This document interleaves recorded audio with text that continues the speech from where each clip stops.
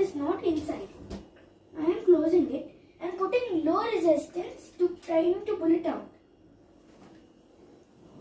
Okay, it's not coming out with low resistance, which means the refrigerator seal is perfect and firm.